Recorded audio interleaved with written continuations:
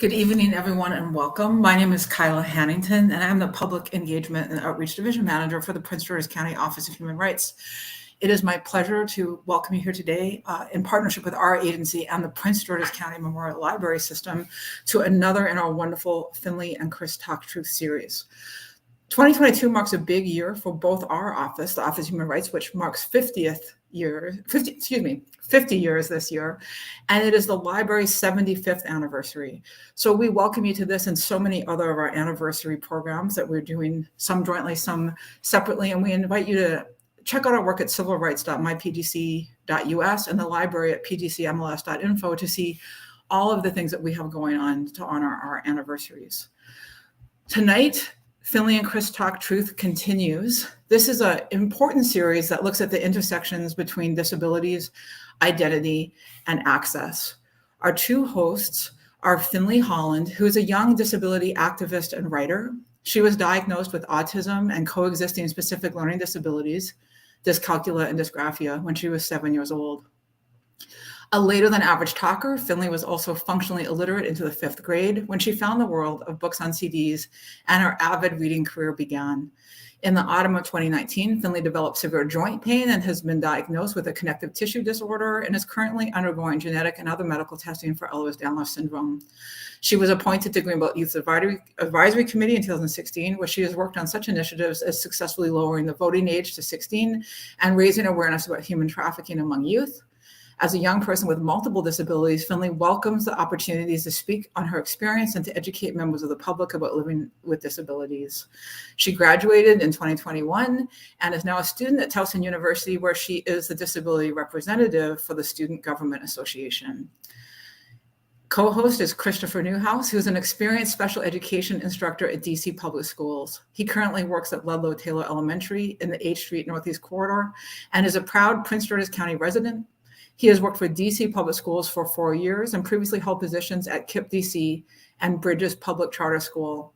He began his teaching career in DC as a special education capital teaching resident, and he is currently completing a postmaster certificate in educational learning and administration at George Washington University and holds a master's in special educational learning disabilities from American University, as well as a bachelor in psychology from Franklin and Marshall College. He has worked as a teaching assistant in Spain, as a Big Brother mentor for Big Brothers Big Sisters of Lancaster County, and was a pit planning intern at Franklin and Marshall College. It is really our thrill to have you both hosting this program. Their very special guest this evening is Eric Garcia. He's a senior Washington correspondent for The Independent. He's also a columnist for MSNBC. Previously, he was an assistant editor at the Washington Post Outlook section and an associate editor at The Hill and a correspondent for National Journal, Market Watch, and Roll Call. He has also written for The Daily Beast, The New Republic, and Salon.com. Eric is a graduate of the University of North Carolina at Chapel Hill and lives in Washington, D.C. With a reporter's eye and an insider's perspective, Eric shows what it's like to be autistic across America. He began writing about autism because he was frustrated by the media's coverage of it, the myths that the disorder is caused by vaccines, the narrow portrayals of autistic people as white men working in Silicon Valley. His own life as an autistic person didn't look anything like that.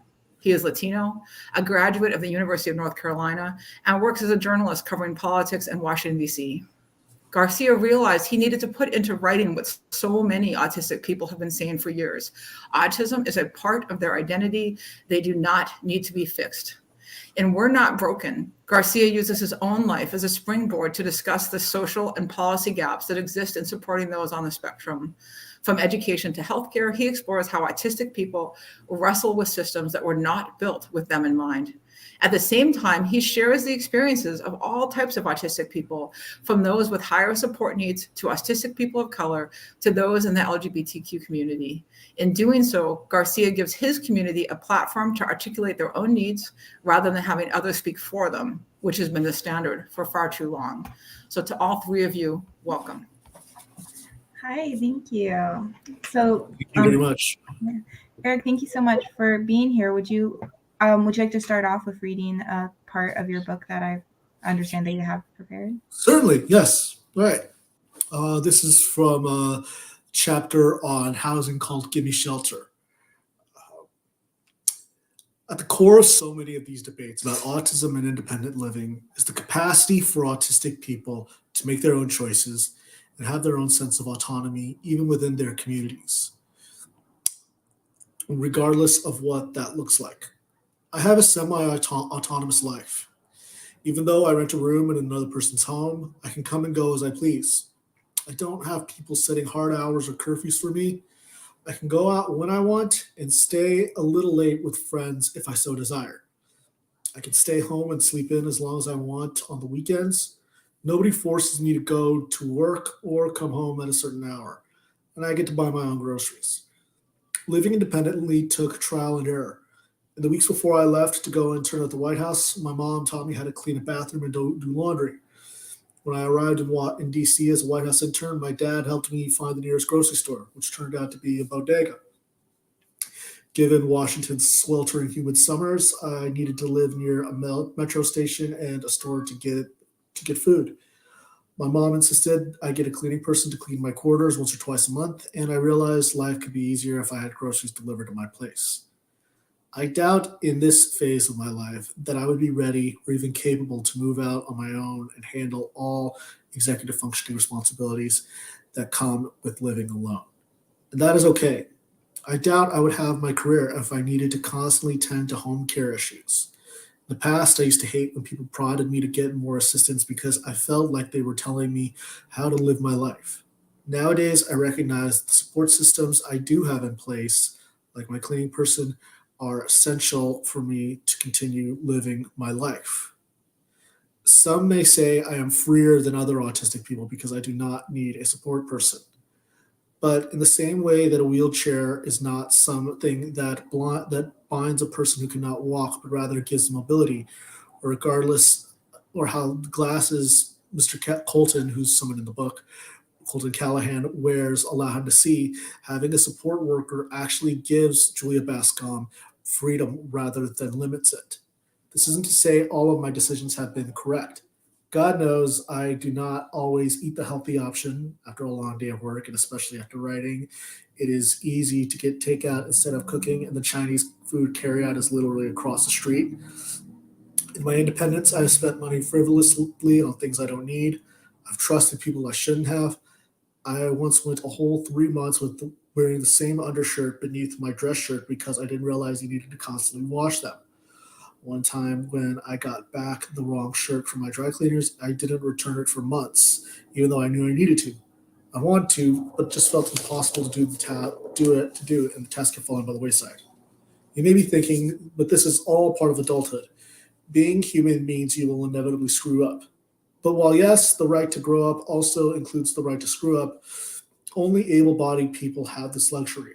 For autistic and other disabled people, every bad decision becomes a referendum on your right to live independently. Despite jokes about adulting, nobody is going to force my neurotypical friends to move back in with their parents if they forget to do laundry. If they need a nanny to care for their kids, a maid to clean their house, or a gig worker to do daily tasks, they won't be seen as incomplete humans. Autistic people's use of these services is no more a measure of their completeness as humans than people who use wheelchairs are failures because they cannot walk. To be disabled is to constantly fear that any bad decision you make will cost you your autonomy, particularly when there is historical precedent for institutionalization. It makes your freedom all the more precarious. As Ruthie Reagan, an autistic rabbi and activist, has written, the risk of failure is often higher than it is for people without disabilities. But by the same token, Reagan writes that when disabled people are not allowed to fail, we are not allowed to succeed, because for all people, success rests on a lot of failed attempts, and because disability typically involves uncertain abilities, we need to make a lot more failed attempts than non-disabled people as we figure it out. And that's that. I don't know if that was a little too long or if that was a little too short, but that's that. So thank you. No, thank you for sharing that, Eric. I actually remember reading that exact section of your book a few nights ago. I always found it really quite interesting in terms of, talking about the level of support needed when we go to independent living. Yes. And this chapter in itself was something that was so eye-opening to me because of the fact that you were able to mesh history with the context of our ability to understand autism at a greater capacity, but also understand, adulthood and Yes. what it's like to live with autism as an adult, and such. So thank you for reading that. I think that this chapter is really, really quite powerful, and such.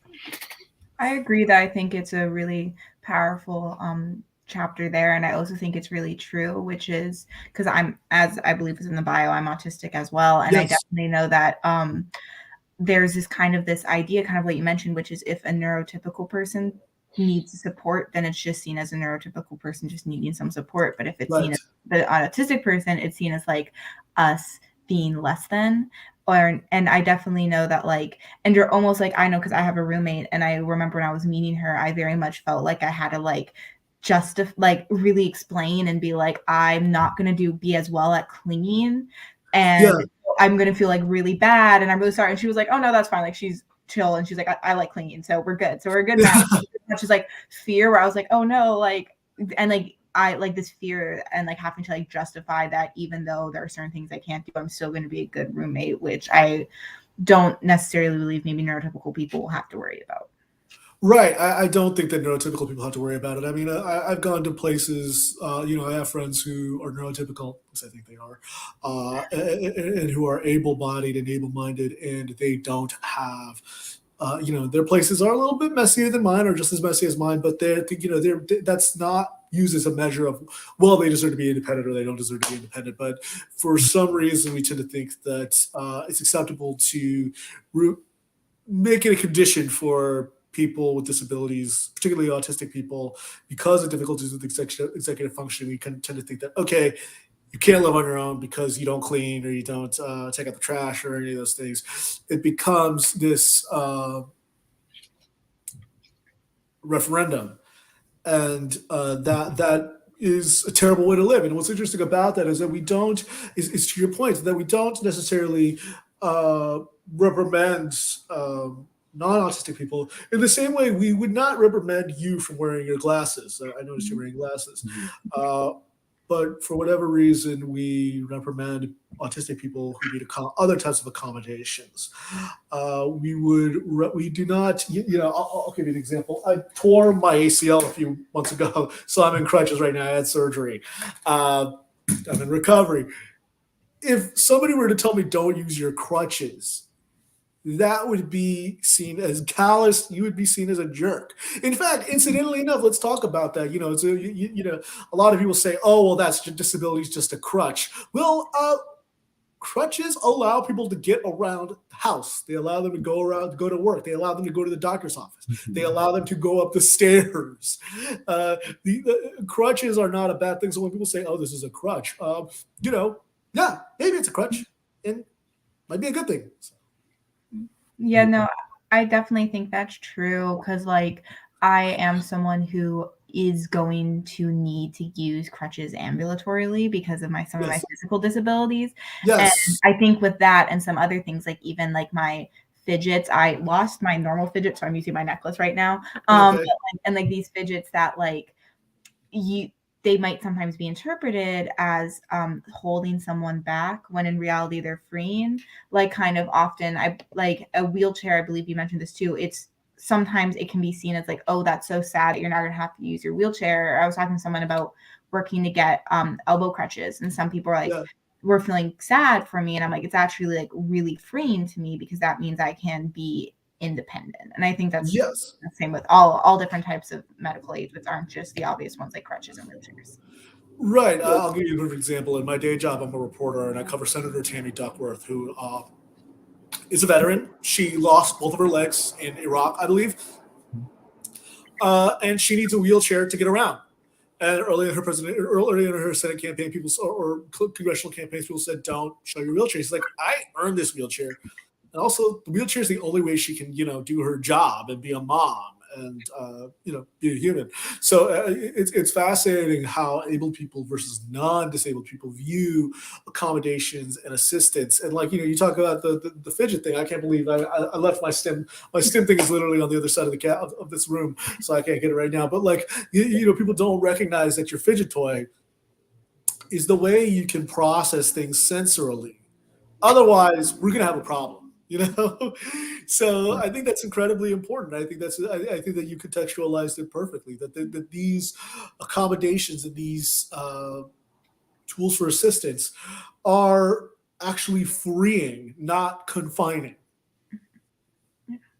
Yeah, it actually builds that row for access too, and making sure that is guaranteed, and accommodations are granted to provide that access to autistic people with disabilities. And I love in this book how you use the terminology of higher support needs and lower support needs. Yes. And could you talk a little bit about how you contextualize that with the history of knowing, for example, autism, having the terms of higher functioning, lower functioning, and then you're thinking on, all right, let's revert that thinking to higher support needs and lower support needs, and talk about what that means in the context of this history. Certainly, and I think that it's important to recognize that one of the people who was, I guess you could say, responsible for these concepts of autism on a spectrum and higher or lower functioning autism, it's important to remember that these were ideas of Hans Asperger, who was doing his research in the concept in the context of Nazi-occupied Vienna. So there were, this is very much in some ways a very eugenics idea.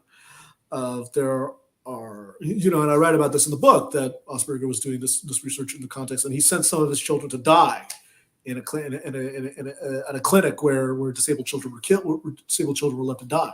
He referred some of his children to that. So I think it's important to recognize that when you talk about high functioning and low functioning, you're almost kind of dealing with binaries, and you're saying that these are certain children that are salvageable, that these are worth our time, and the lower functioning people are the ones who they're not worth saving almost. In the same way, while, thank God we don't live in the time of Nazi-occupied Germany anymore, Nazi-occupied Vienna anymore, we still have some of those ideas. And I think that what happens, why I'm not a fan of high functioning and low functioning, is because what they do is that they are judgments based not on the autistic person, but they're based on how people perceive them. I think that when you say someone is low functioning, you are automatically saying that they cannot. Chris, you're an educator. Yes. If someone were to say that you're low functioning, that will give you the incentive to set expectations criminally low. And what happens when you set those expectations low is that you lock a lot of people out of opportunities, prevent them from doing that. And then also then the flip side to that is saying, oh, well, they're low functioning, so we don't need to give them that much because they're not going to amount to much. Conversely, I'm not a fan of the term high functioning because I tend to think that what it does is it erases the very legitimate needs of autistic people who might present like myself, might present like Findley. On the surface, you would think that Findley and I are both very high functioning because we're talking on a television show or like an internet show, and we're college students. But Findley, by virtue of you being a disability rep on campus, that a lot of times just because you're on campus doesn't mean you're not disabled. In many ways, campuses can be disabling. And I think what it does is by mentioning high functioning and low high functioning, that kind of erases the very legitimate needs that people have. So I'll give you the perfect example. In the book, I profiled two people, a woman by the name of Aria. She goes by the pseudonym Aria. I gave her the pseudonym. And then a young man by the name of Srinivasan. Aria, but, most people would consider her high functioning. She's married. She has kids. Lives like a happy home, homemaker.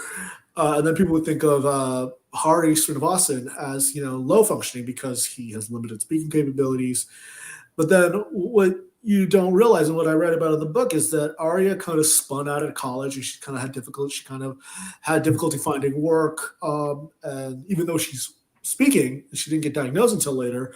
Conversely, Hari, for a long time, people set expectations criminally low. Now he's one of the first 2 non-speaking autistic people to go to school at Berkeley, at University of California at Berkeley. And he's on the president's advisory, or he's on the Interagency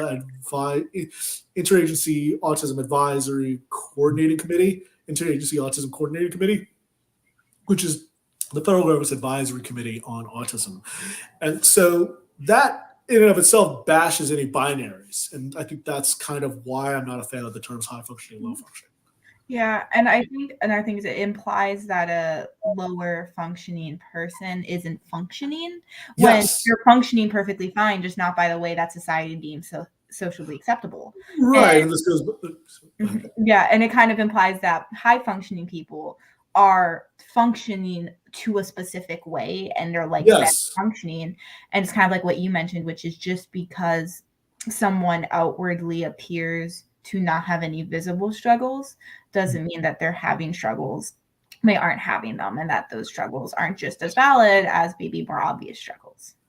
Absolutely not. And I think that one of the things that you can see is that plenty of students in university struggle and spin out and sometimes drop out of college because they don't get the right accommodations, they don't get the right support needs, they don't ask for them because they feel a lot of shame of, oh well, I'm not disabled enough. I know that was my case.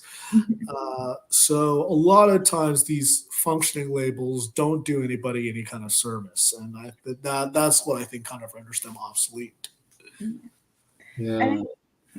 Go ahead. No. I was because what I loved about the higher support needs and lower support needs terminology was that it's very solution oriented. Yes. Where you can go, like, as an educator. Yes. You know, it for a long time. I've been in education for about 9 years. Okay. And specifically in special education. Yes. I grew up with an IEP and going through the whole system. And you know, being as a teacher now, hearing other colleagues say, you know, my kids are high, medium, low, and I would always sit there being like, I have such a problem with that. Yeah, it's like hot sauce, isn't it? Yeah, because we tend to go to labels a lot, and I think there's some comfortability in going to labels for some reason, but also I think that when we look at, like, even today, like one of my colleagues like, oh, we have to make sure we go and teach children below basic. And I was like, well, I think we need to also ensure that we're providing appropriate supports at the level that they present at. And I think that, you know, when we look at solution-oriented methods, or at least evidence-based practices, there's so much at our disposal in terms of, you know, especially I teach kids that are in grades 3 through 5, a little quite young, but at the same time, you know, there's ways to kind of break apart that terminology a bit more, and to provide even parents, you know, the opportunity to have that mindset shift of, if they know their child needs a greater amount of support, it's not productive to say, oh, they're very low functioning, but to be saying, these are the supports they're really successful with, and going to ensure that these are guaranteed to them in their IEP, for example. I think that's one good point, which is, instead of trying to put the student into the system should be working with the student. Because, like, for me, I couldn't read till grade 5. The issue is, like, no offense to my mom and to, like, the teachers who taught me, but they're like, Finn can't read, let's give her Frog and Toad. And I was like, I don't really want to read Frog and Toad, thank you. And then they were like, okay, well, how old are you when you're in grade 5?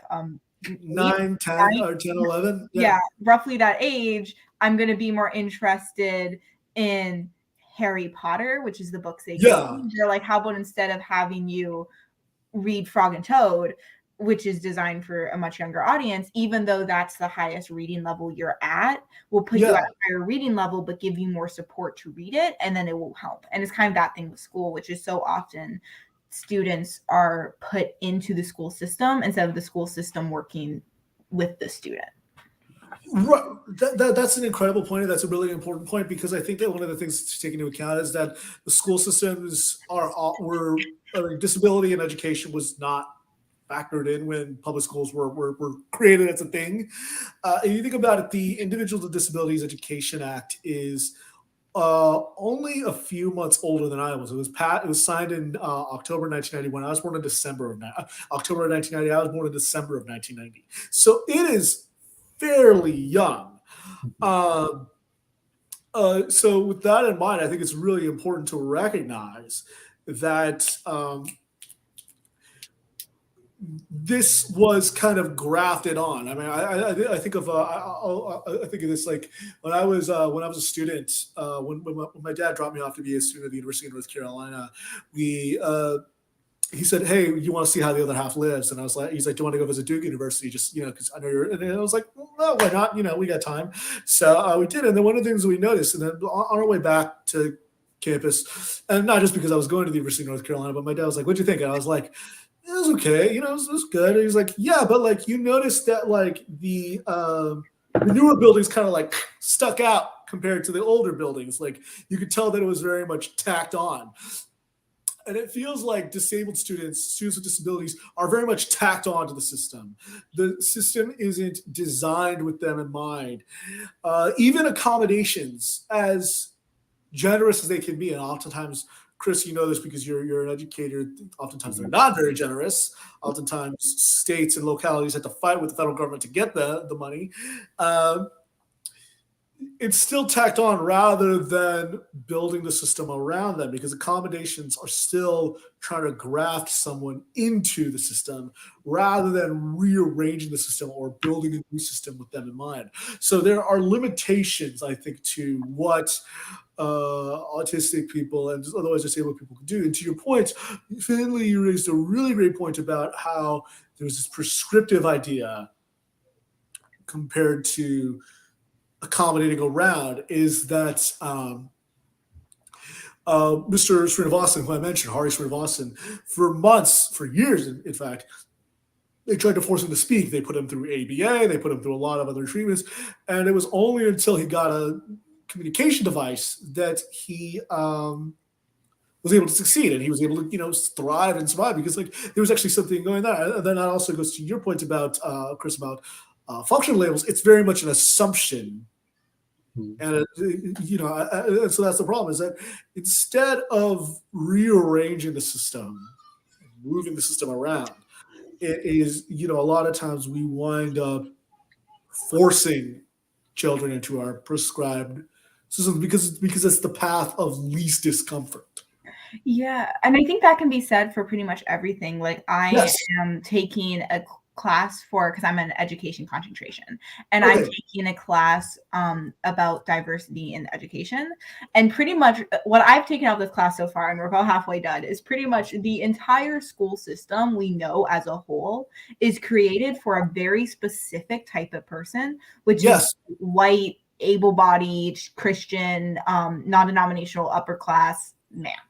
And if you don't, and it's more specific, but we're like, it's very we'll talk about that later. Yeah, that's a whole other topic. But like, and if you're not part of that, then the school system by default isn't made for you. And even if you're not in that monolith and you still succeed in school, that's like great, and we want people to succeed in school, but that doesn't mean the school system's made for you, because it's ultimately designed for one type of person, because that's what the government cared about in the 1800s when the school system was created. Yeah.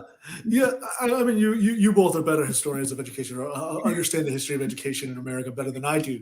But I think that's absolutely the case. I think that a lot of the times, whether it's race or gender or sexual orientation or disability status or anything, oftentimes the main difficulty, the main problem that leads to people, once they even get into institutions, once those barriers are knocked down, whatever they may be, the fact still remains is that they were built with a very specific person in mind. And the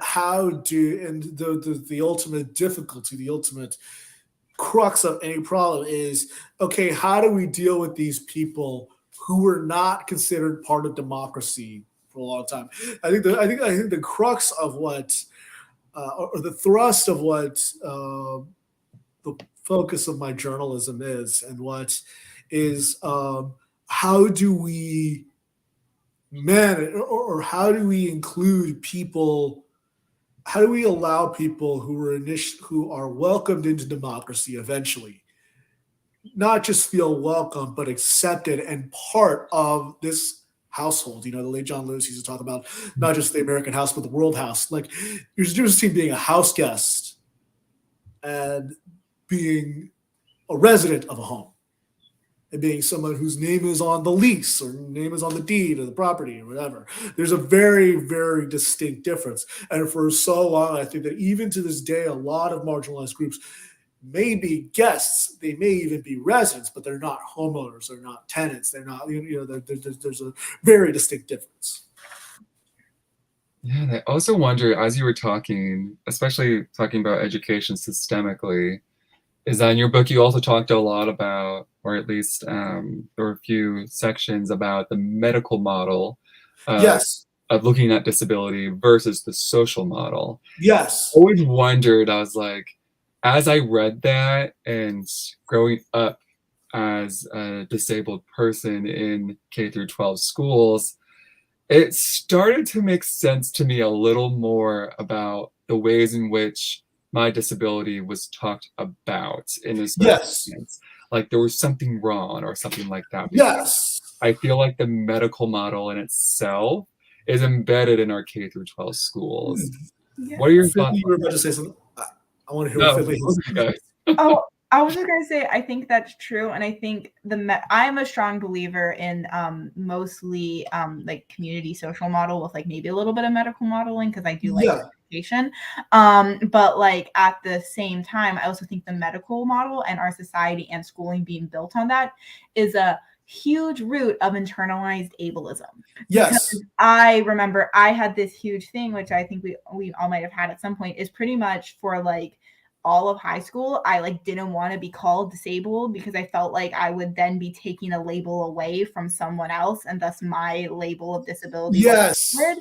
And it comes into all of this and being like, then I think there's this weird concept a lot of us have, and I know I had it for a while, which hopefully I'm getting rid of, which is this hierarchy of disability.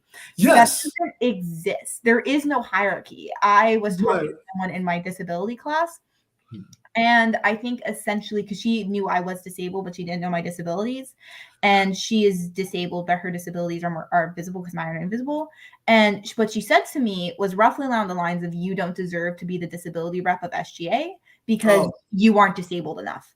And it's like, I'm not mad at her because obviously that's something she needs to work through. But it also is this like, there's a hierarchy of disability. And I'm not saying I'm not trying to get into like who is more disabled, because that's impossible to figure out.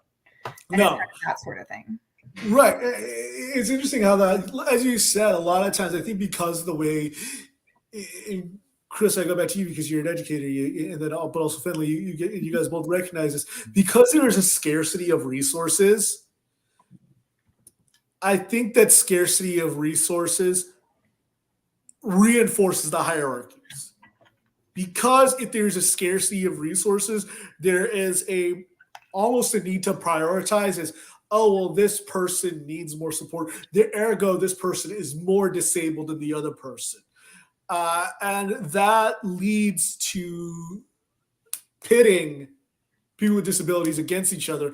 That leads to people who might, like myself and Findley and you, Chris, like who all may have different types of disability, but may not be visible. It may lead to us subduing or not asking for it because we feel like, well, we're taking away from this group, we're not giving for this group. When rather what we should be doing is we should be recognizing that disability is an expanding identity. So one of the things, like, so Rebecca Coakley, who is a disability rights activist, second generation disability rights activist, and she's a little person, she puts it in a really interesting way, which is that she says that disability as codified in the ADA is a term that can expand. So it can include people like Findley and myself and Chris, anybody watching this who's born with a disability, but it can also include the children in Flint who had brain damage. It can include people who are going to be disabled after bombing in Ukraine. It can include people who are who now experience brain fog and fatigue from long COVID. It can include people who are recovering addicts. So it can include, it will include, and it has included people, our veterans who are coming back from Iraq and Afghanistan, people who are at Bethesda Naval Hospital or at Walter Reed Memorial. And what needs to happen, unfortunately, what's happened is that definition is expansive, but the policy tools that we have are exclusive. So while the terms are inclusive, the policies we have in place are incredibly exclusive. Yeah, I think that's true. And I think ultimately disability is a self-identifier. Yes. And it's kind of like the same thing as ADA compliant doesn't equal accessible. It's Yes. kind of like just because the ADA identifies it as a disability doesn't mean someone sees it as a disability. But Of course. just because it's not seen as a disability by the ADA doesn't mean it isn't a disability. I know people who have autism or ADHD or physical disabilities who don't see it as a disability, but I also see people who have a chronic illness, which wouldn't technically count as a disability, or maybe Right. have type B depression, which I don't believe is a type of depression that is classified under the ADA. And they do identify as disabled. And Yes. it's kind of like, I think kind of, as you said, disability is one of the only groups, identities that you can literally become a part of anytime. And Yes. it's like, there's more than enough room at the table. Roughly 26% of adults in America are disabled. And that number, I personally think that number is probably larger. I agree. Yeah, but so it's kind of just like, it's ultimately up to you. And like, I think long thing is, as long as you're not like invalidating other disabled people's experience, Right. and I'm going to want to hear from you, it's kind of that sort of thing. I wholeheartedly agree that just because something, it's interesting because you think about how a lot of people don't immediately want to be identified as having a disability. They don't want that label and that's okay. That's something that they need to work out with themselves. They need to internalize that. They need to have those kind of conversations with themselves. But that doesn't invalidate their experience. And that doesn't mean that they don't deserve certain accommodations. Like you mentioned chronic illness. There are a lot of people who are chronically ill who find common cause in the disability community, especially during the coronavirus pandemic. And their experiences are often congruent with disabled people. And I think that more often than not, what we should be doing is we should be considering how can these is that like many of the things that liberate and free people with disabilities can also liberate and free people who don't identify as disabled, even if we would consider them as having a disability. It's almost like, I grew up in a very, very religious household, and I grew up in a very, very Christian household. It's almost like, by allowing people to have access to these accommodations, it's almost a way of proselytizing them into the disability community and having them join it, and recognizing that there's no shame, there is no stigma around it, there is no problem with being disabled. The problem has been everything around them, and that has given the message that that disability is a negative. Right. And in one of our other talks, we talked some talk about, how disability is part of the human experience. So yes, I think that that's something that really resonates with what you said. We have a question. Cool. Very exciting, from Nicholas Alexander Brown. And it states, this is for you, Eric. How do you apply your perspective and commitment to inclusion when you do your work as a journalist? Great question, and it's one that I work on a lot, that I work on frequently.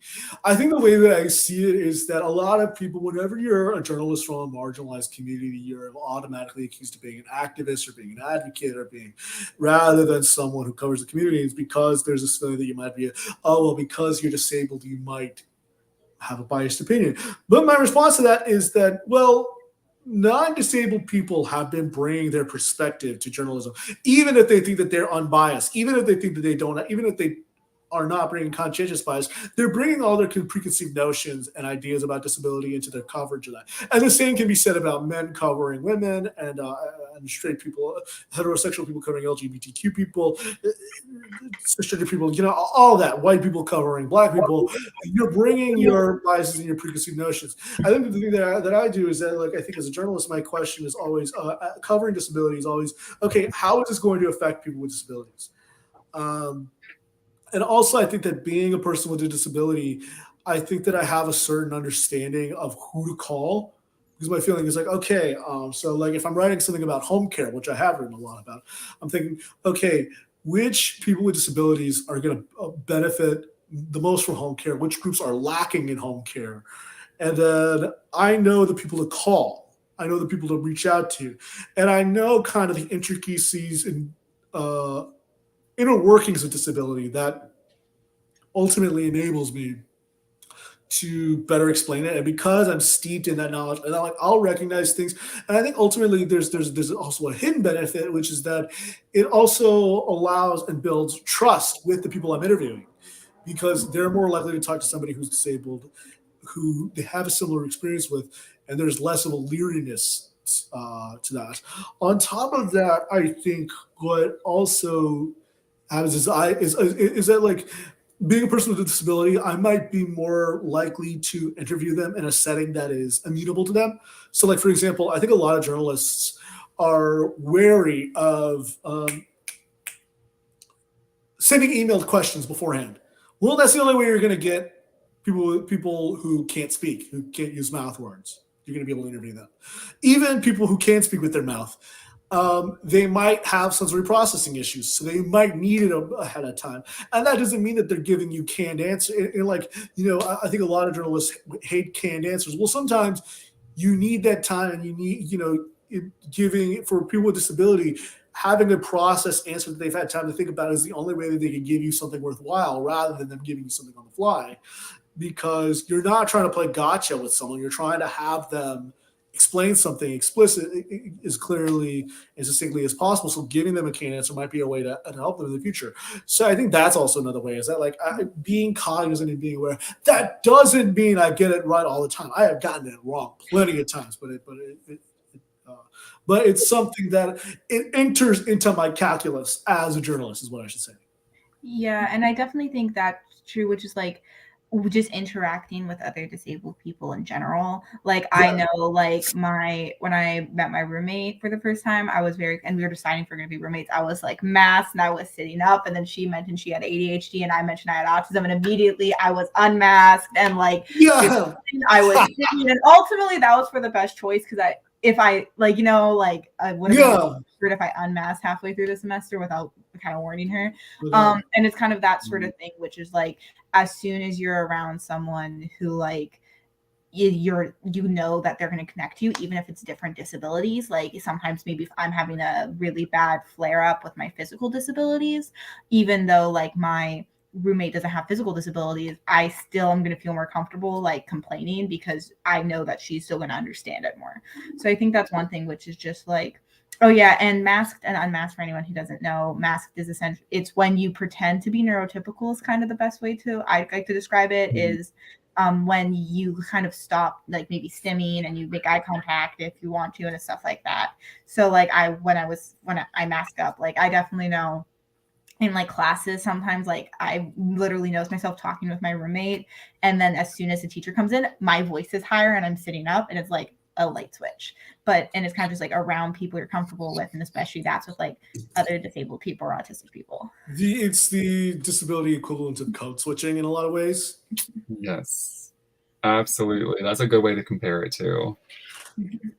I also think that you being a journalist too, Eric, as an act of inclusion also shows that autistic people can be journalists. I think Yes. in your book, you talked about some of the harmful representations that the media portrays autistic people as, being excelling in the STEM fields or math, Yeah. or really harmful representations of autistic people as well. And I think that, when you look at, the myriad of jobs and professions that are Oh, yeah. out there, it's really interesting the way in which you talk about not only your own experience, but also talk about other autistic people's experiences in professions that the media has not covered as widely as some others. And so I think that would also be your active inclusion in showing that representation.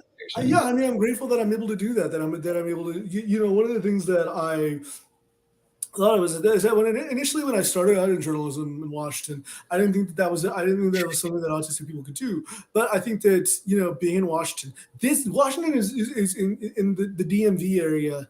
There are just a lot of people with disabilities, just in general, just by virtue of there being a lot of research, government research bodies, a lot of there's a lot of lawyers and things like that. And like when I moved to Washington D.C., it was really one of the first times that I met other people with disabilities and other autistic people who weren't in the STEM fields. And that's not to knock anybody who works in STEM or anything like that, but that's just not the whole picture. So like when I moved to Washington D.C., I met autistic people who were lawyers and lobbyists and journalists and musicians and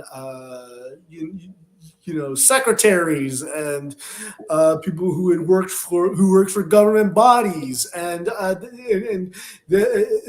bartenders and waiters who are autistic and all these different types of autistic people who didn't fit that stereotype. And what it said, and I think that was another reason why I wanted to write this book, is that I knew that the reality wasn't matching the perception, and that was incredibly important for me to debunk. Was not to erase or invalidate the autistic people who are white, male, cisgender, heterosexual, live in Silicon Valley, work as computer coders or whatever, but to kind of expand the picture frame and include more people in the picture frame and expand who we see and who we can perceive as autistic, because it is much larger than who we have particularly than who we've prescribed this label for. Yeah, I think that's true. Like, I definitely know that pretty much most of the autistic people I have met don't like math. So I've always you got a C minus in math, yeah. Yeah, no, I also have dyscalculia, which is a math based learning. Like, I had a math class today, and I was taking the math class, and I'm like, I am so smart. And then I was doing the homework, and I was like, what are numbers? So like, I think that sort of thing, which is like, it's like kind of like also like like a representation thing, which is like I obviously am not going to be sitting there and like connecting to a character that's really good at math in the way I might connect to a character who's autistic who maybe like really likes reading. Because I've got this stereotype which like I've seen around, which is like autistic people don't like reading. Which is weird. Yeah, it's very weird. I'm not sure if either of you guys have seen it, which I find I've heard it. I've heard of it before, yeah. Yeah, because I really like reading sonnets, and so like, you see these characters who are like, I don't like reading. I'm like, I read sonnets, which are really weird and boring. So I feel like like that sort of thing. Like it's really not true. So when you see these characters that literally like kind of the opposite, because I feel like we often pin math and science as the opposite of English. Like when you see the opposite, it's like I'm not really going to connect to the character, because or like take into account that like why is it that you often think of like maybe these things were excluded for autistic people. So you mentioned that like you found your love of reading through audiobooks.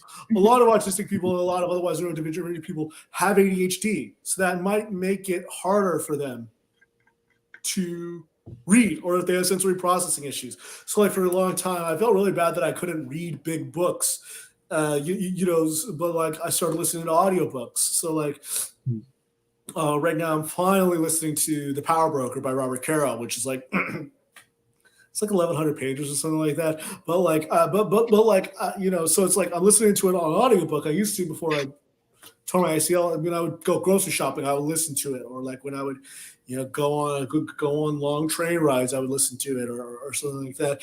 I'm traveling later this week, and that's something that I'm going to be listening to. That I'm going to be doing is listening to audiobooks. So that is, I think, one of the things is that like a lot of times we don't think of autistic people as doing X, Y, or Z because those things weren't available to them. Yeah. Absolutely. It looks like we have another question down below. Findley, do you want to read the question out loud?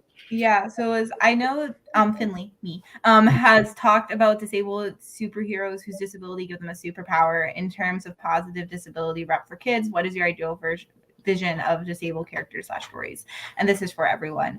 And just to say that real quick is I have seen like one of the books I remember the most is it's like for kids, but it's also not clear. It's clearly not for kids. It's clearly for the parents of autistic kids. Yeah. And it's called like My Autism Superpower. And I'm like, I don't know what type of autism you have, but the type I have, like, I like, because you associate, it's kind of the same thing as saying differently abled for me, is it's like differently abled implies I can't walk, but I can fly, which is the case. And it's kind of like, by calling it a superhero, it might be like, oh, as my autism, I really struggle. Like, I can hear you. I don't have a hearing issue. I don't understand it in my brain. It's not going out. Yeah. Like, I especially notice that with masks. So it's kind of like, so that would imply that I can't do this, but I can do something even better if it's like autism, which isn't true. One thing, the Daredevil paradox. Yeah. Yeah. And I think it's one thing, like if it's one character, like if it's just Daredevil, that's fine. But it's also not just Daredevil. It's every character. Yeah. So for me, I like, for me, the best disability rep I've ever read is this book called Six of Crows, which I highly recommend. And part of the reasons I think it's so good is the characters aren't good because they have disabilities. Like the main character, Kaz Brecker, uses a cane and he's like a horrible person. And like, that's kind of like part of it, which is like he is disabled. And I think at least half the characters are disabled. Like it's very clearly coded and it's by a disabled author.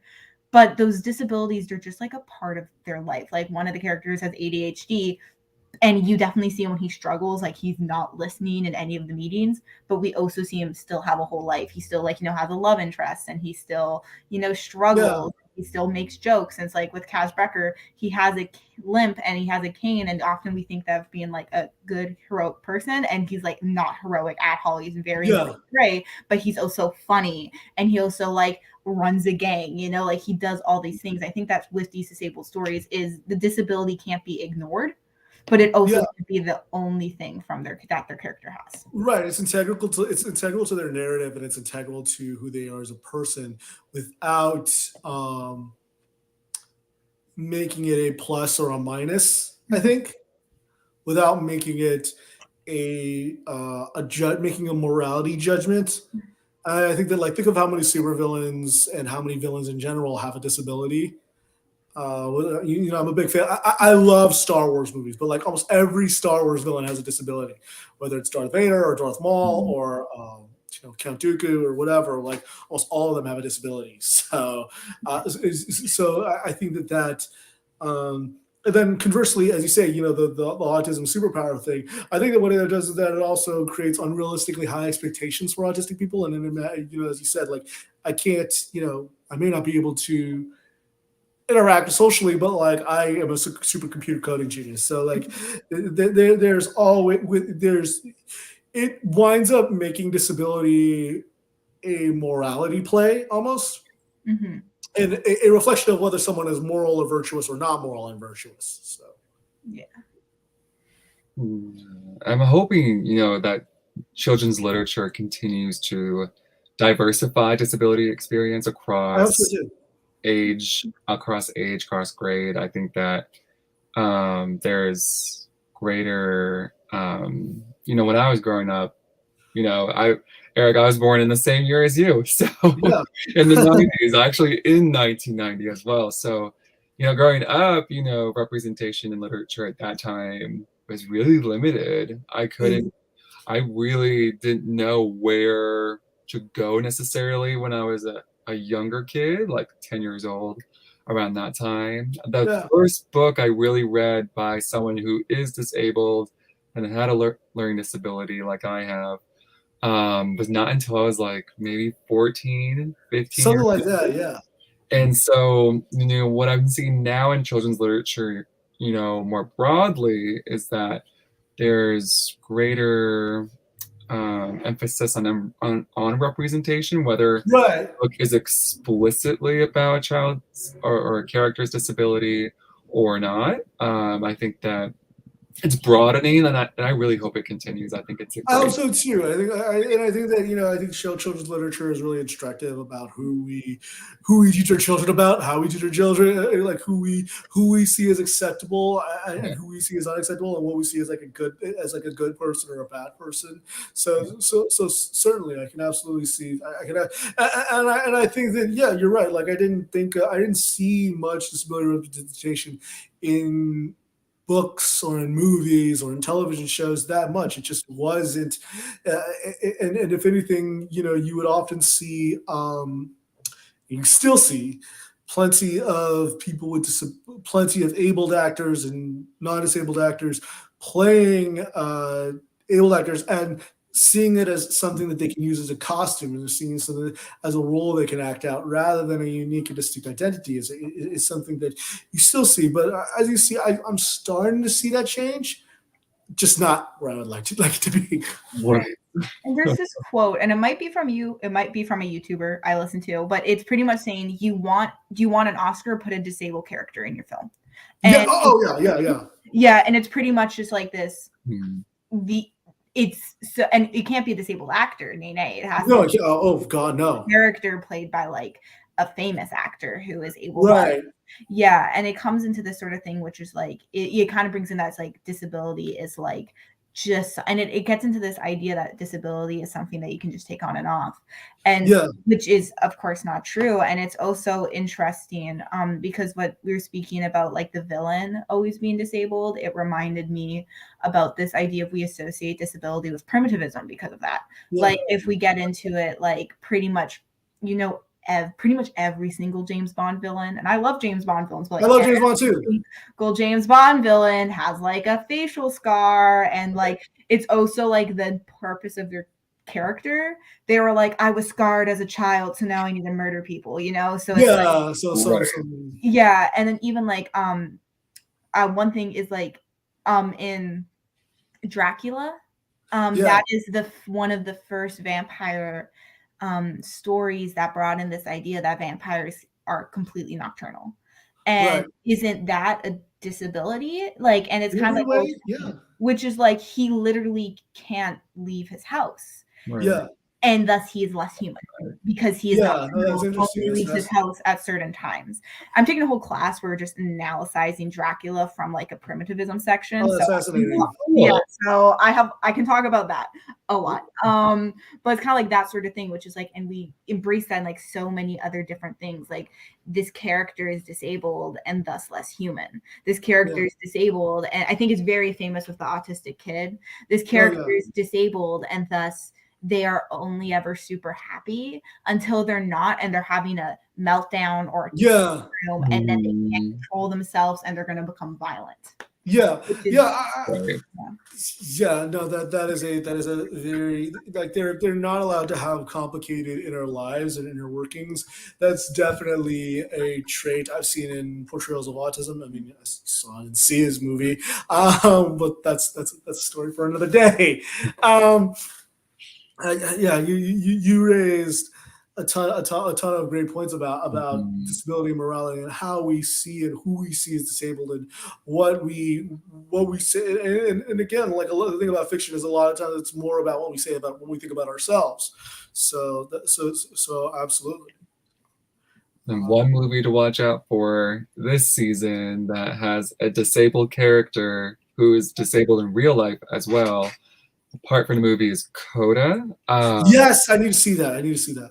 Oh, it's so good. That's like that's a movie that Yeah, you gotta see it. But Yeah, I'm friends with Amanda Morris, who's the New York Times disability reporter, and she's a child of deaf children, of deaf parent, deaf adults, and I need to actually sit down and watch it though, like, and I'll ask her about it. So yeah, I just felt like the representation in that movie itself was really powerful, and then having the storyline was so well constructed, and the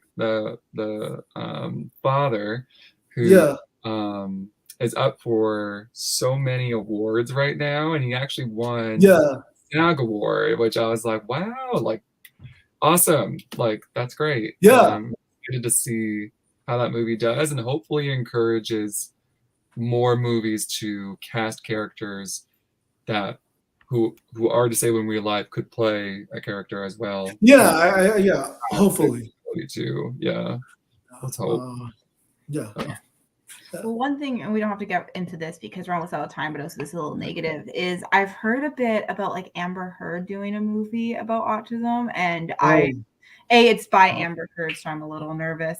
But also, I read the summary, and I'm like, I'm 90% sure it's going to be really bad, and it's kind of like 99% sure. There's a 1% chance I'll have a neutral opinion on it.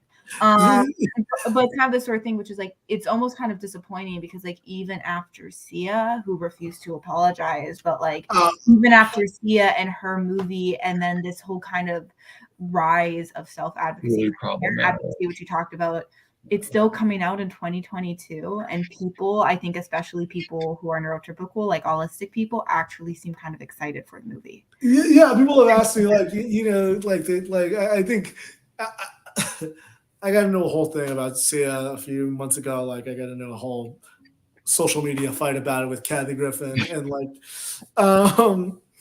but I think that like it's funny how people still see that as something that's acceptable, even after the row that causes. So right. Well, so I'm sorry, it's always bad news when you see my face because it means that we are out of time. And this has been an amazing conversation. Like, I don't want it to end. So I very reluctantly am putting myself on screen because the three of you, this conversation has been completely amazing. Eric, we are so grateful for your time. Thank you so much. Thank you so much for being with us. Those of you viewing at home, first of all, thank you for tuning in. And we really want to encourage you to read Eric's book. One of the best ways you can support writers is by buying their book. So please go to your favorite independent bookstore, grab We Are Not Broken by Eric Garcia. You can also take it out from our friends, Prince George's County Memorial Library System, of course. Yes. Check out their website at pgcmls.info. And you can also go there to find out what upcoming events we have. We have lots of great things. And you can go to our website at tinyurl. I'm not going to be able to do it. civilrights.mypgc.us. And there was a tab that takes you to our human rights events, and you'll be able to see what we have coming up. We really appreciate all of your time. This has been, for me, as a human in the world, as a parent, and as just, somebody trying to manage, I realize how much I don't know and how much I wish that I knew. And so I genuinely thank you, Eric, for your time and for having put this book out into the world. Thank you very, very much. Thank you so much for saying that. I truly appreciate it. Absolutely. Right. And Findley and Chris, you're terrific as always. Thank you. And so good night, everybody. Thank you, everybody. Good night.